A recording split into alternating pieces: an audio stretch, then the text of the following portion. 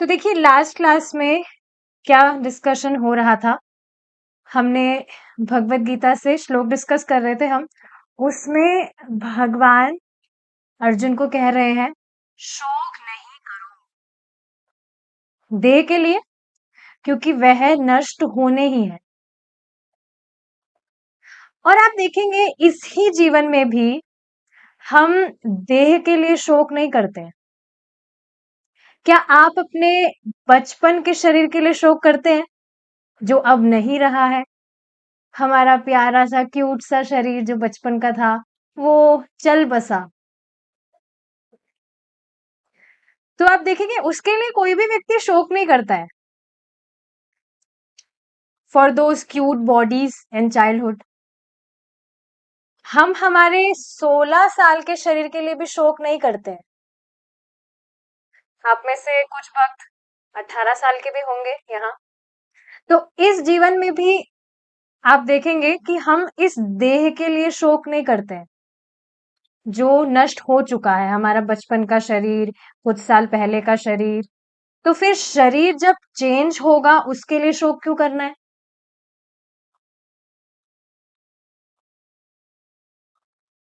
वास्तव में शोक करने का सिर्फ एकमात्र कारण होना चाहिए। क्या? कि इस शरीर में होकर भी मनुष्य देह धारण करके भी व्यक्ति भगवान की भक्ति नहीं कर रहा।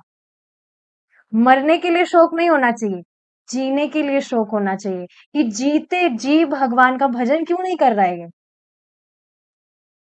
देखिए मजाक की बात नहीं है ये वास्तव में जो ग्रेट सोल्स होती हैं दे लेमेंट for this only,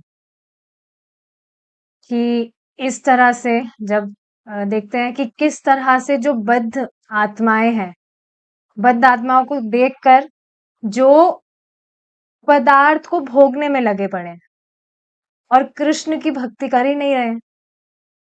so great souls really lament for this, कैसे जो बद्ध जीव हैं वो कैसे बस परेशान हो रहे हैं। पदार्थ, जो पदार्थ वस्तु है उसमें अपनी मति लगाए हुए हैं, उसको बस भोगने में लगे हैं और भगवान कृष्ण की भक्ति नहीं कर रहे हैं। ठीक है, यह केवल कहने की बात नहीं है कि मैं यह शरीर नहीं हूं, बल्कि वास्तव में अनुभव करने की बात है।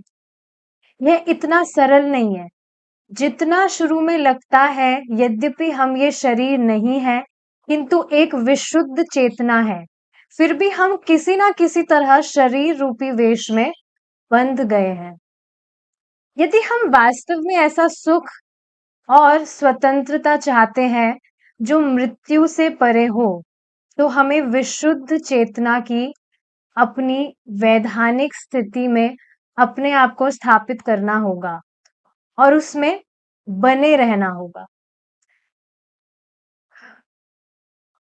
अब देखिए यहाँ पर जब ये बात कही जा रही है, एक और इसका एक और डिमेंशन क्या है, शोक की जब बात कही जा रही है, भगवान इस तरह से कह रहे हैं शोक मत करो। तो जब यहाँ कहा जा रहा है शोक मत करो, तो इसका अर्थ है अपने स्वधर्म का आचरण करें। जिस भी आश्रम में व्यक्ति प्रवेश करता है उसका उद्देश्य यह होना चाहिए कि मैं कि मतलब शुद्ध हो। उसका उद्देश्य होना चाहिए कि मुझे शुद्ध होना है। और आप ये प्रैक्टिकल देखेंगे कई बार, स्पेशली गृहस्थों को बोलो कि मतलब उनको भजन करने के लिए बोला जाए तो क्या सुनने को मिलता है? अरे गृहस्थी में भी भजन करेंगे।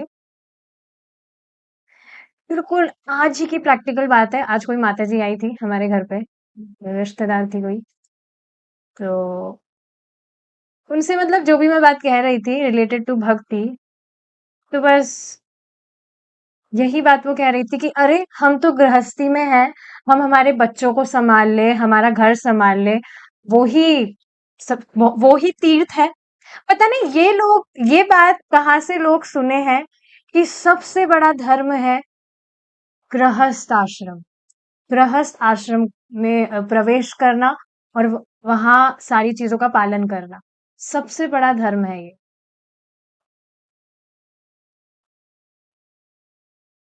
पता नहीं कहाँ पर ऐसा लिखा है। कोई भी व्यक्ति कुछ भी चीज एक तो बोलता है तो वो आधी बात होती है, जिसमें भगवान जो है वो गोल होते हैं। ऐसे ही एक बात बहुत मतलब फेमस आपने सुनी होगी, भगवान कहते हैं कर्म करो और फल की इच्छा मत करो। तो ये तो आधी बात हुई फिर से इसमें। ठीक है, भगवान कोई बात कह रहे हैं, आप देखेंगे भगवान जो भी बात कह रहे हैं उसमें भगवान जीव के हित के लिए कह रहे हैं। और जीव का सबसे बड़ा हित क्या है कि वह कृष्ण कृष्ण का भजन करे, कृष्ण का भक्त बने। Is it not? सबसे बड़ा हित ही जीवात्मा का यह है कि वह भगवान कृष्ण का भक्त हो, उनकी भक्ति करे। तो जब ये सारी बात जो भी लोग कहते हैं, तो इसमें भगवान कृष्ण की तो बात नहीं हुई ना, ये तो अपनी वो कुछ भी स्पेकुलेट करके कह रहे हैं। अभी तो हम गृहस्थी में है, बच्चे हैं, पति है, पत्नी है, अभी फिर कहाँ से हम भजन करें? गृहस्थी पालन हो जाए, ये बहुत बड़ा तीर्थ है। एग्जैक्ट वर्ड्स में कह रही हूँ, वो जो माता जी आज कह रही थी, मैं तो उनको फिर ऐसे कह रही थी, अच्छा तो फिर तो आपके कहने का अर्थ यह हुआ कि गृहस्थी में प्रवेश करने का अर्थ हुआ कि व्यक्ति एकदम नास्तिक हो जाए, भगवान से उसको कुछ लेना देना ही नहीं है। तो बस फिर वो चुप हो गई, वो कुछ नहीं कह रही थी। तो ये बहुत ही इम्पोर्टेंट चीज है कि पूरा जीवन व्यक्ति का यज्ञ में होना चाहिए। इस चीज की ट्रेनिंग प्राप्त होनी चाहिए, चाहे फिर वो किसी भी आश्रम में क्यों ना हो। यज्ञ में जीवन होना बहुत जरूरी है, बिकॉज यज्ञ में जीवन इज मूविंग टूवर्ड्स लिबरेशन, शुद्ध होते जाते हैं। नहीं तो भागवतम में ही ये मेंशन है कि गृहस्थ आश्रम, गृहस्थी नर्क का द्वार है, अगर भगवान कृष्ण केंद्र में नहीं है तो। कोई भी व्यक्ति भगवान कृष्ण की भक्ति नहीं कर रहा है और सारे चैतन्य महाप्रभु स्वयं चैतन्य चरितामृत में भी ये बात है कि चारों जो आश्रम है उसका व्यक्ति बहुत अच्छे से पालन कर रहा है, लेकिन कृष्ण का भजन नहीं कर रहा, तो फिर वो नरक में गिरेगा।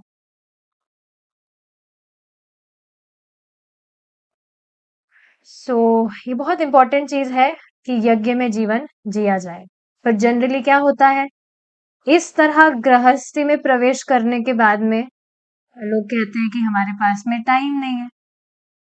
नथिंग अगेंस्ट गृहस्थ आश्रम, ऐसी कुछ बात नहीं है, लेकिन बस मैं यहाँ पर ये पॉइंट रख रही हूँ कि जो भक्ति है वो ऐसा नहीं है कि गृहस्थों के लिए नहीं है।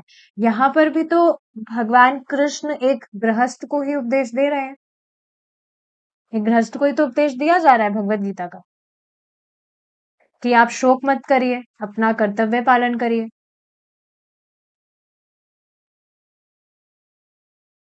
तो पता नहीं ये बात कहाँ से आती है कि नहीं हम तो गृहस्थी में हैं, हम कैसे भजन करेंगे। बिना फालतू का प्रजल्प चाहे कितना भी करवा लो। देखिए ऐसा मत सोचिएगा आप कि जो व्यक्ति ठीक है गृहस्थी में है, अपना गृहस्थी सब कुछ पालन कर रहा है वो, लेकिन वो बस गृहस्थी में ही अपना पूरा है, उसके अलावा क्या वो और कुछ एक्स्ट्रा चीजें नहीं करता है? क्या माता जी इस किट्टी पार्टी में नहीं जाती है, जो भी अभक्त है, या वट एवर जो भी बाकी सारी चीजें होती है? पर उनसे कहा जाए कि 2 माला जप कर लीजिए, थोड़ा कथा सुन लीजिए, तो नहीं वो तो हम तो गृहस्थी में है ना, हम कैसे करेंगे वो, बच्चे संभालने, ये करना है वो करना है। तो ये सब बहानेबाजी है।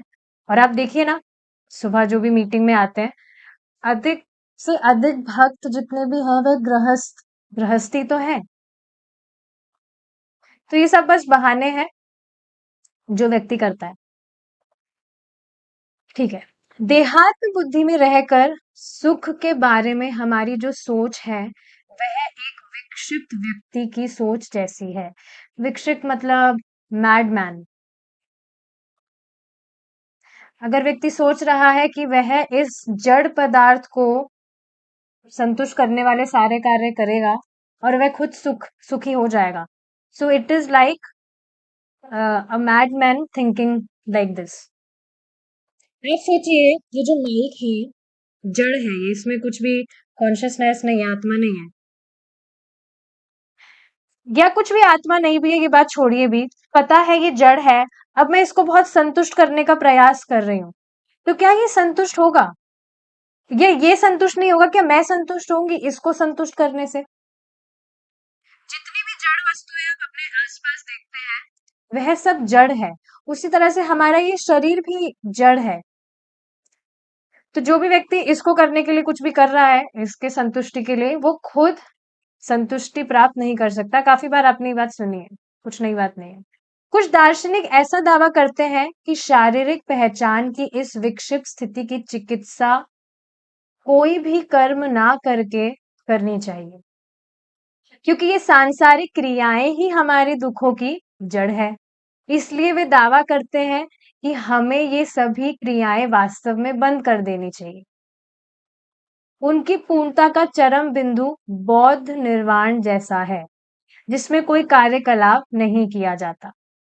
बुद्ध ने सदैव यही कहा कि भौतिक तत्वों के संयोग से यह शरीर उत्पन्न हुआ है। ध्यान से सुनेंगे।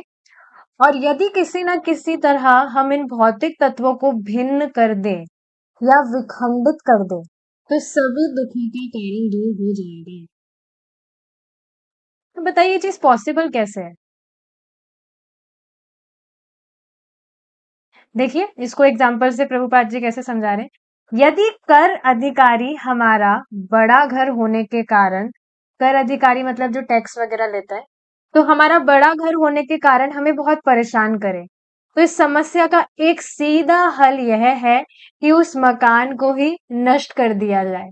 बहुत बड़ा मकान है, टैक्स वाले बहुत परेशान करते हैं, ठीक है, ये मकान, इस मकान को ही तोड़ देते हैं, ना रहेगा बांस ना बजेगी बांसुरी। पर क्या वास्तव में यह समस्या का हल है? परंतु भगवत गीता बताती है कि यह भौतिक शरीर ही सब कुछ नहीं है। इन भौतिक तत्वों के संयोग के परे आत्मा है, और उस आत्मा का लक्षण है चेतना। तो देखिए ये बात समझने वाली है कि ठीक है, मतलब सफरिंग्स का एकमात्र कारण शरीर शरीर है, इसलिए हमें सारी चीजें भोगनी पड़ रही है। लेकिन इसका जो समाधान है वो यह नहीं है कि हम इस शरीर का एक खात्मा कर दें। शरीर खत्म करने के बाद क्या होगा? आत्मा दूसरे शरीर में प्रवेश करेगी। टाइम आने से पहले अगर कोई व्यक्ति सुसाइड करके देह त्याग देता है, तो भूत भूत भूत बन के इधर उधर घूमेगा। तो वास्तव में यह कोई समाधान नहीं हुआ।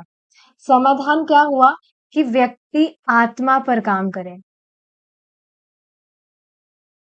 और आत्मा पर काम करने का अर्थ क्या हुआ? भगवान कृष्ण को प्रसन्न करने वाले कार्य करें। तो इन भौतिक तो हाँ, ये भौतिक शरीर ही सब कुछ नहीं है, इन भौतिक तत्वों के संयोग के परे आत्मा है, और उस आत्मा का लक्षण है चेतना। चेतना को नकारा नहीं जा सकता। बिना चेतना का शरीर मुर्दा है। अगर किसी भी शरीर में कॉन्शियसनेस नहीं है, तो फिर वह मृत शरीर है। सारी चीजें बहुत इजी है, पढ़ने के साथ ही समझ में आ जाएगी, ज्यादा एक्सप्लेनेशन की नीड नहीं होगी। देखिए ध्यान से सुनिए। जैसे ही शरीर से चेतना बाहर निकल जाती है, मुंह बोल नहीं सकता है, आंख देख नहीं सकती है, और कान सुन नहीं सकता है। यद्यपि शरीर में जितने भी बॉडी के जो पार्ट्स हैं वो वैसे के वैसे ही दिख रहे हैं, जैसे जब कॉन्शियसनेस थी उसमें आत्मा थी, जैसे वह थे बाद में भी वह वैसे ही हैं। कई बार आपने देखा होगा, जैसे कोई व्यक्ति अपना देह त्याग देता है, तो सुनने को मिलता है कि लग ही नहीं रहा है, मतलब अचानक से उसकी मृत्यु हो जाए, लग ही नहीं रहा है कि ये व्यक्ति मर गया है, मतलब देह छोड़ दिया, ऐसे लग रहा है ये तो सो रहे हैं। तो यद्यपि वो जो शरीर है वो दिख वैसा ही रहा है एटलीस्ट कुछ टाइम के लिए, बाद में तो वो सड़ेगा ही, कि वो आंखें भी वैसी हैं, कान भी वैसे ही हैं, पर एक बार उसमें से आत्मा चली गई तो फिर वो कुछ भी नहीं कर सकता है, ना मुंह बोलेगा, ना आंख देखेगी, ना कान सुनेगा, या बाकी सारे जो भी कार्य है, ना मुंह उबासी लेगा, कुछ भी नहीं करेगा वो। इस बात को एक बच्चा भी समझ सकता है। यह एक सत्य है कि शरीर के जीवित रहने के लिए चेतना नितांत रूप से अनिवार्य है। यह चेतना क्या है? जैसे ताप अथवा धुआं अग्नि का लक्षण है, वैसे ही चेतना आत्मा का लक्षण है। तो मतलब सीधी सी बात क्या है, किसी भी वस्तु को आप देखते हैं, अगर वह कॉन्शियस है, हिल डुल रही है, बढ़ रही है, तो समझ लीजिए उसमें आत्मा है। कुछ भी वस्तु आप देखिए, कुछ कीड़ा है, अगर वो आपको चलता हुआ नजर आ रहा है, तो समझ जाना चाहिए उसमें प्राण है, मतलब आत्मा है उसमें, because that insect is conscious. या पेड़ पौधे आप देखिए, चल नहीं सकते पर बढ़ते हैं, तो मतलब कॉन्शियसनेस है, इस वजह से उसमें आत्मा है। तो आत्मा की शक्ति चेतना के रूप में व्यक्त होती है। वस्तुतः चेतना सिद्ध करती है कि आत्मा विद्यमान है। इजी। कोई भी वस्तु, कोई भी पदार्थ अगर वह कॉन्शियस है, तो समझ जाना चाहिए कि उसमें आत्मा है। अब इसी पर देखिए एक क्वेश्चन, मतलब जो हमारी very first book on the way to Krishna, Krishna की ओर, उसमें क्विज, एक ग्रुप मैंने क्रिएट किया हुआ है, उस बुक से रिलेटेड उसमें क्विज क्विज है। तो इसमें मैंने एक क्वेश्चन रखा था कि इन वस्तुओं में से कौन सी वस्तुओं में सबसे कम चेतना है, लो कॉन्शियसनेस। तो इसमें ऑप्शंस थे स्टोन्स, ट्रीज, पिग्स। आप मुझे बताइए क्या आंसर होना चाहिए इसका सही। देखते हैं कौन यहाँ पर, जिन्होंने पहले अटेंड कर दिया उनको तो पता होगा अब आंसर, जिन्होंने अटेंड नहीं किया है, जो उस ग्रुप में नहीं है, एक बार बताइए क्या आंसर होना चाहिए इसका। किस में लो कॉन्शियसनेस है, स्टोन्स में, ट्रीज में, या पिग्स में? तो उसका आप देखेंगे ज्यादातर जो भक्त है उन्होंने क्या आंसर दिया है, कि जो सबसे लो कॉन्शियसनेस है वह स्टोन्स में है। तो बताइए स्टोन्स में कैसे कॉन्शियसनेस है? क्या आपको वो हिलता हिलता डुलता दिखाई देता है अपने आप? उसको कोई मतलब हाथ से इधर उधर कर रहा है, वैसे वैसे तो हिलेगा ही, कुछ भी हिलेगा, ये माइक भी हिल जाएगा वैसे तो। लेकिन आप सोचिए, स्टोन्स जो है, पत्थर, ना तो वो बढ़ता है, ना वो हिलता डुलता है, तो उसमें कहाँ कॉन्शियसनेस है? तो ये बात मुझे समझ नहीं आती है। तो स्कूल में भी सब पढ़े ही हैं, living beings, non living beings. तो नॉन लिविंग बीइंग्स क्या है? जो हिलते डुलते नहीं है। और लिविंग बीइंग्स जो हिलते हैं, ढुलते हैं और ग्रो करते हैं, मतलब उनमें कॉन्शियसनेस है। तो समझना चाहिए कोई भी वस्तु जिसमें जो मतलब बढ़ती है, हिलती है, ढुलती है, उसमें कॉन्शियसनेस होती है। और वो कॉन्शियस है, मतलब उसमें आत्मा विद्यमान है। यह केवल भगवत गीता का दर्शन नहीं, बल्कि सारे वैदिक साहित्य का निष्कर्ष है। शंकराचार्य के संप्रदाय के निर्विशेषवादी अनुयायी और भगवान श्री कृष्ण से चली आ रही शिष्य परंपरा के वैष्णव लोग आत्मा के वास्तविक अस्तित्व का स्वीकार करते हैं, परंतु बौद्ध मत के दार्शनिक इसे नहीं मानते। बौद्ध मत वाले तर्क करते हैं कि भौतिक पदार्थों के मिश्रण की किसी विशेष अवस्था में चेतना उत्पन्न होती है।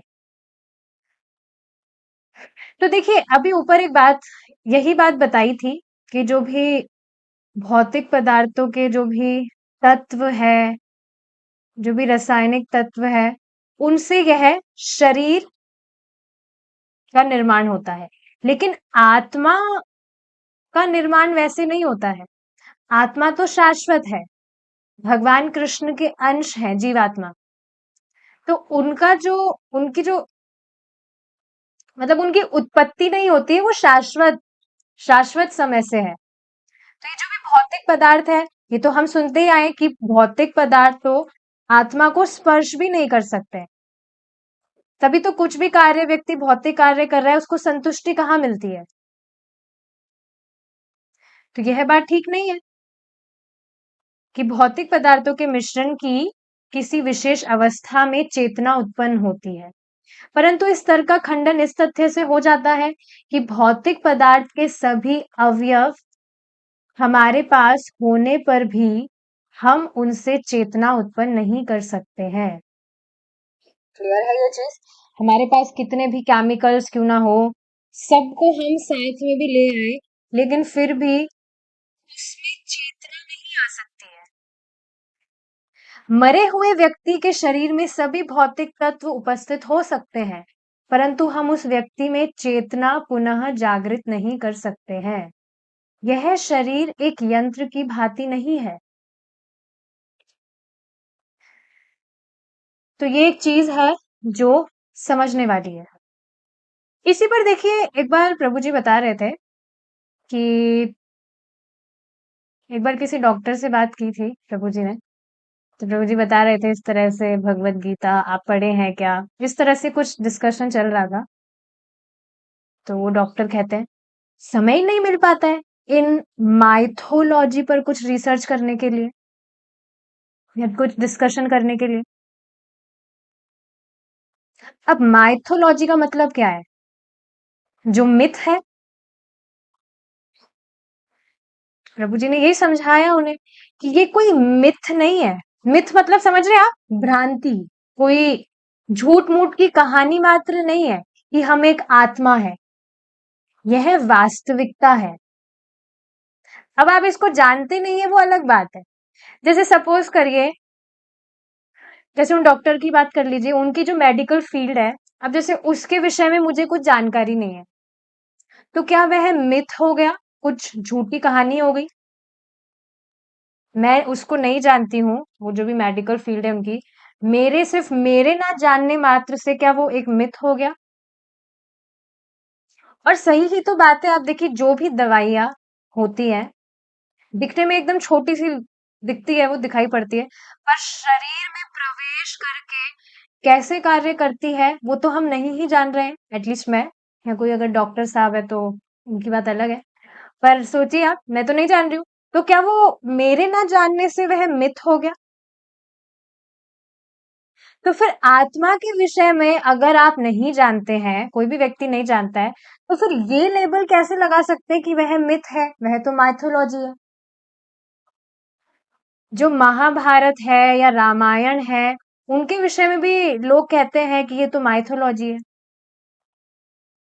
माइथोलॉजी नहीं है, एक विज्ञान है। ये जो आत्मा के विषय पे जो भी हम डिस्कशन कर रहे हैं, यह एक विज्ञान है।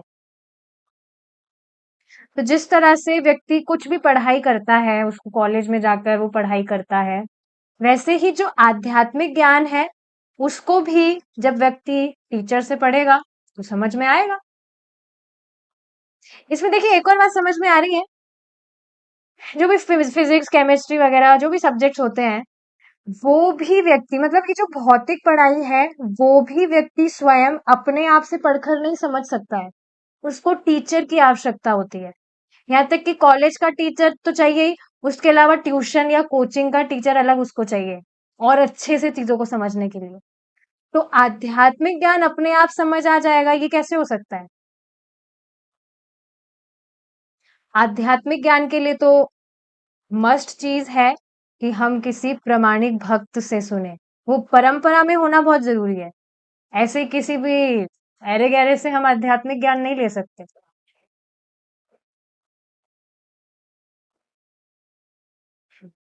भौतिक पढ़ाई में तो फिर भी क्या पता जो टीचर है वही किसी सब्जेक्ट में फेल हो गया हो, किसी भी 2-3 नंबर से रह गया और वही पढ़ा रहा हो फिर बच्चों को। हैव नो आइडिया, पर ऐसा हो सकता है। लेकिन आध्यात्मिक ज्ञान में ये स्पेकुलेशंस वगैरह नहीं चलते हैं। प्रामाणिक परंपरा से, प्रामाणिक भक्तों से सुनना बहुत जरूरी होता है। एंड ऑब्वियसली उसके लिए अभ्यास भी करना होता है। तो ये बहुत इंपॉर्टेंट चीज है। ठीक है, तो ये बात समझ रहे हैं आप कि जो भौतिक तत्व है उससे आत्मा का निर्माण नहीं होता है। और देखिए आगे क्या बताया जा रहा है, यह शरीर एक यंत्र की भांति नहीं है। जब यंत्र का कोई पुर्जा काम करना बंद कर देता है तो हम उसे बदल सकते हैं और यंत्र फिर से काम करने लगता है। जैसे कुछ भी आप एग्जाम्पल के लिए कुछ भी ले लीजिए, जैसे हारमोनियम है। हारमोनियम तो भगवान की सेवा में काम में आता है, पर फिर भी एग्जाम्पल के लिए कुछ भी इंस्ट्रूमेंट लीजिए आप, जैसे गिटार है। अब उस वो एक इंस्ट्रूमेंट है, यंत्र है। अब उसकी अगर कोई भी एक स्ट्रिंग भी अगर टूट गई, खराब हो गई, तो उसको बदलवा कर फिर से वो ठीक हो जाएगा, उसको बजाया जा सकता है। लेकिन शरीर में ऐसा नहीं है। शरीर काम करना बंद कर देता है, परंतु जब शरीर काम करना बंद कर देता है और चेतना शरीर छोड़ देती है, डिफेक्ट की बात नहीं हो रही है कि नाखून कट गया या क्या कुछ भी, ये सारी बात नहीं हो रही है। डिफेक्ट्स की बात नहीं हो रही है। काम करना ही बंद कर दिया उसने। कब काम करना बंद करेगा? काम करना बंद का क्या अर्थ है कि अब उसमें चेतना ही नहीं है, कुछ काम ही नहीं कर रहा, वो हिल डुल भी नहीं रहा है। काम बंद करने का मतलब कि चेतना नहीं रही अब शरीर में, चेतना शरीर छोड़ देती है, तब टूटे हुए भाग को बदल कर चेतना को पुनः जागृत करने की कोई संभावना नहीं है। तो यहाँ चेतना की बात हो रही है। कुछ भी एक्सीडेंट से कुछ भी अगर चोट वोट लग गई, उसकी बात नहीं हो रही है। ठीक है, आत्मा शरीर से भिन्न है और जब तक आत्मा है तब तक शरीर जीवंत है। अब इस पर भी देखिए एक और बहुत अमेजिंग बात है। प्राय आप जगत में देखेंगे, जब ये भ्रांति है कि अगर आत्मा के विषय में बात की जाती है तो लोगों को लगता है कि कोई भूत प्रेत की बात होगी। प्रभु जी एक बार बता रहे थे, कॉलेज में, आईआईटी में, एक बार कोई 10 मिनट का कुछ टॉक देना था, किसी भी विषय में बोलना होता है। तो प्रभु जी उस टाइम पर आत्मा के विषय में कुछ बोलना चाह रहे थे। तो लोगों को लग रहा था कि हाँ कोई भूत के बारे में बात होगी कुछ, यहाँ तक कि वो वहां के जो टीचर है वो भी ऐसे ही बोल रहे थे कि अब आपको ये कुछ गोस्ट स्टोरी सुनाएंगे, आराम से सुनिए। मतलब मजाक मजाक की बात समझते हैं कि भूत की कोई कहानियां होती है वो सुनाएंगे। पर आत्मा के विषय में, आत्मा के विज्ञान के विषय में लोगों को बताए तो वो मजाक ही समझते हैं, जो कि गलत बात है। प्रभुपाद जी, ये जो हम श्लोक यहाँ पर अभी हमने डिस्कस किया, इसके परपट में प्रभुपाद जी बताते हैं कि भगवान कृष्ण का प्रमाण मान करके आत्मा को स्वीकार करना होगा, मतलब अपने को स्वीकार करना होगा बेसिकली, कि हम भगवान कृष्ण के अंश हैं। समझ रहे इस बात को? आत्मा तो है, ठीक है, आत्मा आत्मा है। आप देखिए इस पर विचार करिए ना। आपने ऐसा तो है नहीं कि सिर्फ यहाँ की जो गीता क्लासेस जब आपने श्रवण करना स्टार्ट किया तभी आपने सुना होगा कि हम आत्मा है। आत्मा तो आपने पहले भी कभी सुन ही लिया होगा कि हाँ हम आत्मा है, हम ये शरीर नहीं है, कहीं पर सुना होगा। लेकिन क्या किसी ने बताया कि तुम आत्मा हो, अब तुम परमात्मा के अंश हो, भगवान कृष्ण के अंश हो। ये बात आपको कहीं सुनने को नहीं मिलेगी, प्राय प्राय, अंटिल कोई प्रामाणिक भक्त ना हो जो परंपरा में सुने हैं, या जो परंपरा में सुने हैं। आत्मा के विषय में ठीक है बता देंगे, पर यह नहीं बताएंगे कि उनको खुद को नहीं पता इसलिए नहीं बताएंगे। नहीं तो छुपा कर को तो क्या करना है। किसी को पता लग गया हम भगवान कृष्ण के अंश हैं, हमें उनकी सेवा करनी है, तभी हम संतुष्ट होंगे। ये बात पता लगेगी तो वो चिल्ला-चिल्ला कर बताएगा। मतलब जिसको भी देखेगा, जो सुनने के लिए इच्छुक है, उसको बताएगा ये बात वो।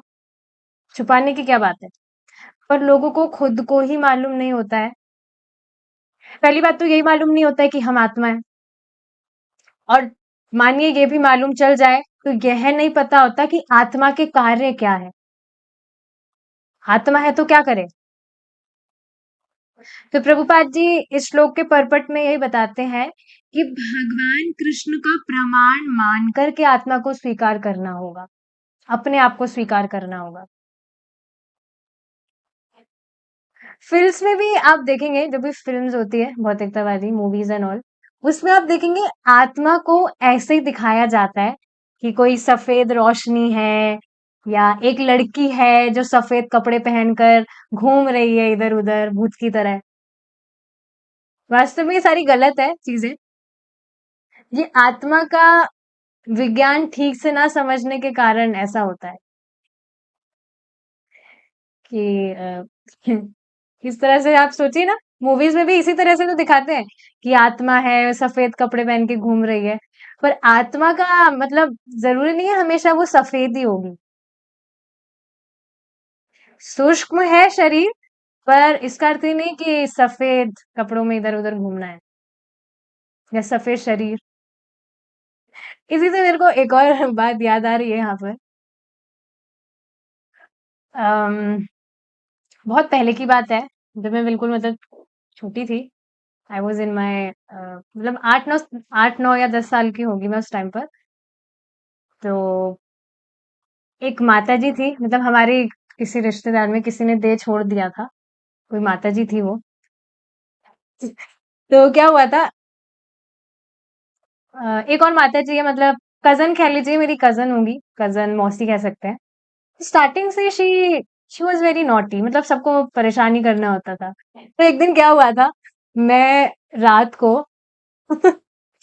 चादर ओढ़कर कोई सो गई थी मैं। तो सुबह जब मैं उठी तो फिर वो आती हैं, मेरी भी कज़न है, कि अरे! ये तुमने क्या किया? ये तुम क्या ओढ़कर सो गई? ये तो वही चद्दर है जो भी माताजी खत्म हो गई थी, उनको उड़ाई थी। वो चद्दर तुम ओढ़कर सो गई। अब वो जो आत्मा है, वो तुम्हारे अंदर अब तुम्हारे में घुस जाएगी वो। पता नहीं ये बात मुझे कहाँ से याद आ गई। पर इस तरह से वो बताई थी मुझे। तुम अब लाइक छोटी थी मैं उस टाइम पर, अब तो हंसी आ रही है इन सारी बातों पर आप देखेंगे मुझे डर लग गया था। मतलब मैं उस टाइम पर, मैं ये बात क्यों बता रही हूँ, उस टाइम पर भी आत्मा की धारणा मैं एज अ भूत कर रही थी कि अब मुझ में भूत आ जाएगा, मैं पागल हो जाऊंगी अब।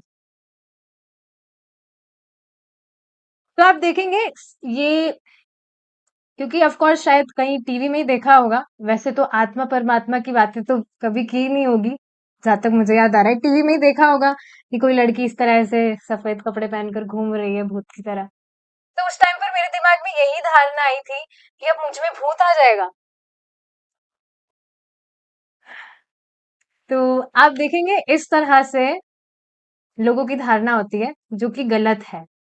सारी गलत चीजें हैं, और ये आत्मा का विज्ञान ठीक से ना समझने के कारण होता है। देखिए, आप सोच रहे होंगे कि हमने तो बहुत बार सुनी है ये सारी चीजें, हम आत्मा है, हम शरीर नहीं है। पर आप खुद इस पर विचार करके देखिए, कितने लोग अपने आप को इस पहचान से अलग समझते हैं। आत्मा समझते हैं वो दूर की बात है, उसको छोड़ दीजिए आप। जो अभी जो हमारी पहचान है, इससे कहाँ लोग अलग समझते हैं, कितने ही लोग हैं। तो आप इस चीज को देख रहे हैं, हम लोग कितने ज्यादा डीप रूटेड हैं, कितने ज्यादा डीप रूटेड है, एकदम गड़े हुए हैं जिसको कहना चाहिए अपने इस अस्तित्व में। कम से कम दिन में एक बार तो जरूर ये सोचना चाहिए कि हम ये शरीर नहीं है। आप देखिए, अगर हम ये भी सोचते हैं कि हम भगवत धाम जाएंगे, मैं भगवत धाम से जाऊंगा या जाऊंगी, तो आप सोचेंगे कि इसी शरीर में मैं जाऊंगा, सोचते ही है ऐसा? या हम सोचते हैं हम वहां जाएंगे, हम प्रभुपाद जी से मिलेंगे, तो हम यहाँ पर जो प्रभुपाद जी देखे हैं, हम सोचते हैं वहां पर भी, यहाँ पे जैसे प्रभुपाद जी दिखे हैं, वहां पर भी हमें प्रभुपाद जी दिखेंगे, वही प्रभुपाद जी जो हम यहाँ पर देखे हैं फोटो में। व्यक्तिगत रूप से तो नहीं देखे। तो आप देख रहे हैं कितना जड़ है, जड़े हुए हैं हम, कितना डीप रूटेड है। इसलिए कई बार सुनना चाहिए इस बात को।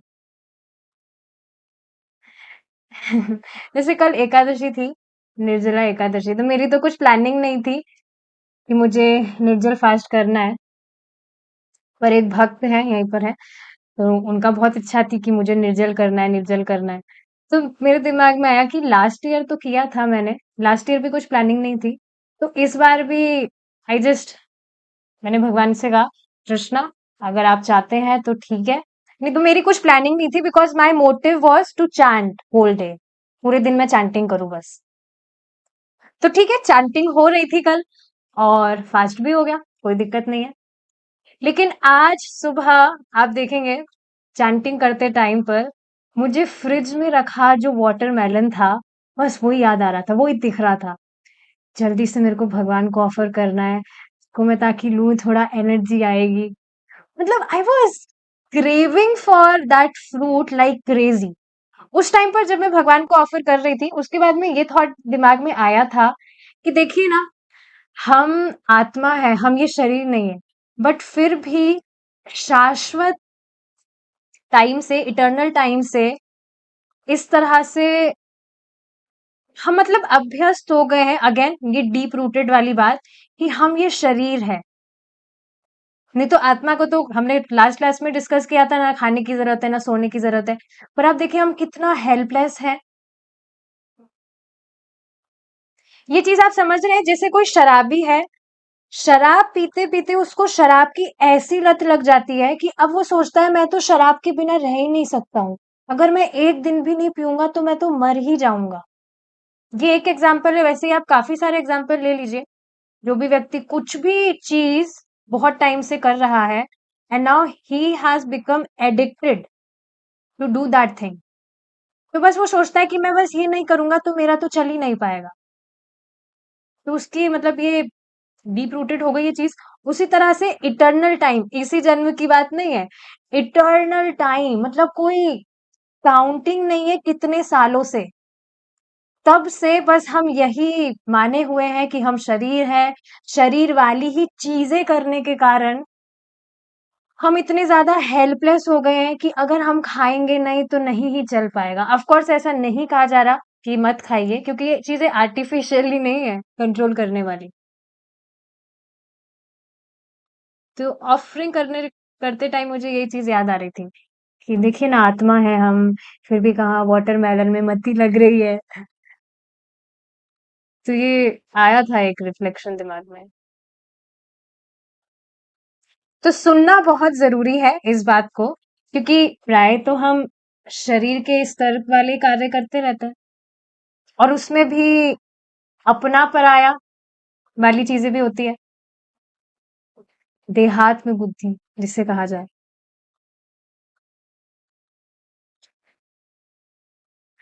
ठीक है, तो ठीक है, आत्मा शरीर से भिन्न है, और जब तक आत्मा है तब तक शरीर जीवंत है। परंतु आत्मा की अनुपस्थिति में शरीर को जीवित रखने की कोई संभावना नहीं है।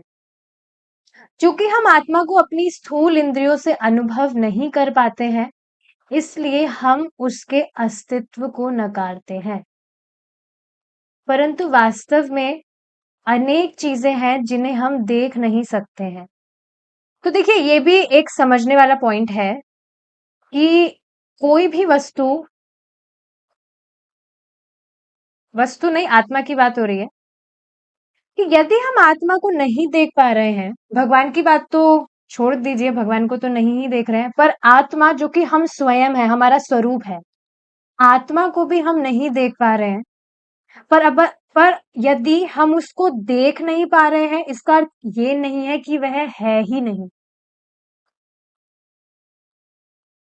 जैसा कि प्रभुपाद जी यहाँ पर बता रहे हैं, परंतु वास्तव में ऐसी अनेक चीजें हैं जिन्हें हम देख नहीं सकते हैं। हम हवा को नहीं देख सकते हैं, तो क्या इसका अर्थ हवा है नहीं? हवा तो हम खा ही रहे हैं, जो सांस ले रहे हैं, निरंतर वो भी। रेडियो की तरंगे या ध्वनि को भी नहीं देख सकते हैं, और ना ही हम अपनी कुंद आंखों से बहुत छोटे जीवाणुओं को देख सकते हैं। तभी तो आप देखिए ना, वो माइक्रोस्कोप और टेलीस्कोप, क्या क्या चीजें होती है, वो इंस्ट्रूमेंट्स होते हैं ना जिससे पास का नजदीक का देखते हैं लोग, या दूर की चीजें देखते हैं। तो हमारी खुद की आंखों से हम नहीं देख पा रहे हैं, परंतु इसका अर्थ यह नहीं है कि वह होते ही नहीं है। सूक्ष्मदर्शी यंत्र तथा अन्य यंत्रों की सहायता से हम ऐसी बहुत सारी चीजें देख सकते हैं। वो इंस्ट्रूमेंट्स जिन्हें पहले हम अपनी अपूर्ण इंद्रियों से ना देख सकने के कारण नकारते हैं। चूंकि आत्मा आकार में अणु समान है, और उसे हम अपनी इंद्रियों और यंत्रों से अभी तक नहीं देख पाए हैं। यंत्रों से भी नहीं देख सकते हैं। साइंटिस्ट ने इस पर भी बहुत रिसर्च कर ही रहे हैं, करी भी है। एक बार की बात है एक बार की बात है, किसी साइंटिस्ट ने, कोई व्यक्ति मरने वाला था, मतलब देह त्यागने वाला था अपना, तो उसको कांच के डब्बे में पैक कर दिया। उन्होंने सोचा, जैसे ही इसमें से आत्मा निकलेगी, उसको स्वीकार तो कर रहे थे आत्मा है, शरीर से पृथक कुछ आत्मा होती है, जैसे इसमें से आत्मा निकलेगी उसको पकड़ लेंगे हम, क्योंकि इस कांच के डब्बे से तो बाहर निकल नहीं पाएगी वो। अब बताइए, ये मूर्खता नहीं हुई? आत्मा को कोई भी वस्तु स्पर्श नहीं कर सकती है, ना भेद सकती है। इन सभी भौतिक चीजों से वह परे है। इसको ऐसे कांच के डब्बे में पैक कर देते हैं, लकड़ी के डब्बे में पैक कर देते हैं, पकड़ लेंगे, ये सब मूर्खता है वास्तव में। यंत्रों से भी नहीं देख सकते हैं, क्योंकि वही बात है, भौतिक वस्तु है, कुछ भी यंत्र है वो है तो भौतिक ही, उससे कैसे हम कोई सूक्ष्म ऐसी वस्तु देख सकते हैं जो कि आध्यात्मिक है? तो यस, ये बात है। केवल इसी कारण से हमें यह निष्कर्ष नहीं निकाल लेना चाहिए कि आत्मा होता ही नहीं है। फिर भी इसके लक्षणों और प्रभाव से हम उसकी अनुभूति कर सकते हैं। तो देखिए, ये बात समझने का प्रयास करिए आप। देख तो नहीं सकते हैं, लेकिन इसका अर्थ ये नहीं है कि वह है नहीं। पर जब हम हरे कृष्ण महामंत्र का जाप करते हैं और थोड़ी बहुत फिलॉसफी सुनते हैं, तो प्रत्यक्ष हम ये देख पाते हैं कि कैसे हम इस शरीर से पृथक हैं। शरीर तो हम बिल्कुल भी नहीं है।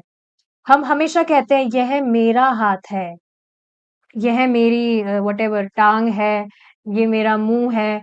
जो भी बॉडी पार्ट्स, आप पूरे बॉडी पार्ट्स ले लीजिए, उसमें हम कहेंगे मेरा मेरा मेरा। पर फिर मैं कौन हुआ? तो मैं है वह आत्मा। सुनने से ये चीजें समझ में आती है। भगवत गीता में भगवान कृष्ण कहते हैं कि हमारे सभी दुख शरीर के साथ हमारी गलत पहचान के कारण है। अब आगे ये जो श्लोक है, this we will discuss in our next class if Krishna's willing. Srila Prabhupada की जय। निताई गौर प्रेमानंदे। हरि बोल। हरे कृष्णा।